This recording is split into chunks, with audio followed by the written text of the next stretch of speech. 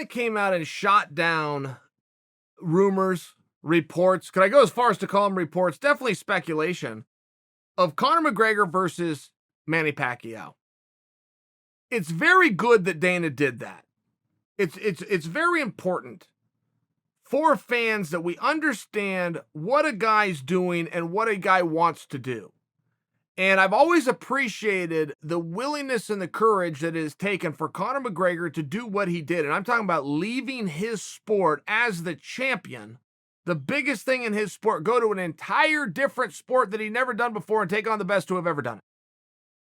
I mean, if you want to talk about courage, and then not to mention, not just walking out and doing it, go look at the fight. He fought him for 30 minutes, fought the greatest ever for 30 minutes and beat the hell out of him, never fell down once. Remarkable feat. The problem with dangling that constantly, I'm going to go here, I'm going to go here. Your base is going to follow your lead. So if you have a big base and you do a call out, you can generally get that fight. If you call 2 or 3 guys out, your base just doesn't know which way to fire the cannons. They don't know which way to aim because you've now divided them into a third. So in a case like Conor McGregor, where you're trying to build a fight between Conor and Khabib, and I don't even know if that's the direction we're still going, but we've sure spent a meaningful period of time building it, okay? When you're doing something like that with the backstory of this is all Conor wants, it's all Conor talks about, it's all Conor's focused on, he eat, sleep, breathe Khabib, that works all day long. When Conor then comes out and goes, well, I don't even know about this Khabib. As a matter of fact, I don't even know about this sport. I'm thinking of going over here. It just creates a bit of a problem.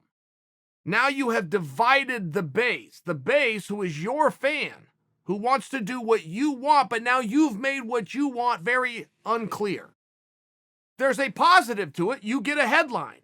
If you can offer something outside of the box that people are going to get, but you have these kinds of things. And when you're in the business of marketing like Conor is, you got to throw some stuff at the wall and see what sticks. You have to. And okay, that's the direction I'm going. You have to. Conor's done nothing wrong here.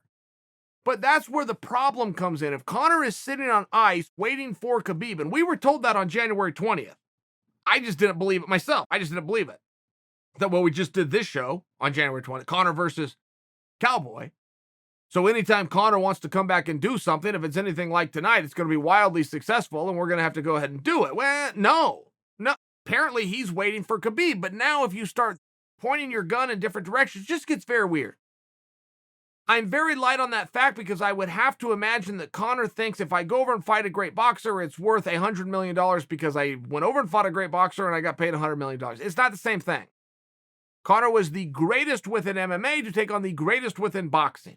Conor is now a very good in MMA to take on a very good within boxing. Not the same thing. Something special, you bet. Could you do good business, good fun? Would I look forward to that? Yeah, you bet. Yeah, it works. But it's not the same thing. So if you're not going to get these guys to the table anyway because all they want is a cash grab, Conor and Floyd had something very special there, but it was also built on a personal animosity. And whether that animosity was manufactured or not, it became real, right? We are whoever we pretend to be. They pretended to hate each other, and they did. Manny's never played that game once. And what's Manny Pacquiao going to do at a press conference? Other than what he always does at a press conference, which is sit up there and look stupid with a little smile on his face. Manny Pacquiao is a lot of things, a lot of really good things. He's even nice. I met him one time. He was nice. He's not interesting. He's not fun. He's not provocative. He's not a dance partner. I mean, there's so many things wrong with that man. This is just about getting us to pay you some money to punch each other. I mean, if I don't have anything better to do, I guess you could count on me. Not the same thing. Doesn't make a ton of sense. There's a number of ways to build fights. There's always been a number of ways to build fights. Nothing has ever trumped personal grudge. Personal grudge trumps everything. Trumps title fight, trumps main event, trumps contendership.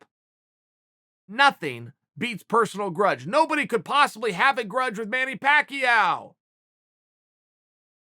Manny Pacquiao is far more likely to be the guy at the party sitting in the corner with a lampshade on his head than he is to come out and kick some dust in your face. He's just not that guy. Manny's done a great job financially and success-wise within a sport that he doesn't even understand. So then you bring in Conor, who's very good but fully understands what he's doing. All Conor's going to do is drive himself insane and go, why did I agree to do business with this guy?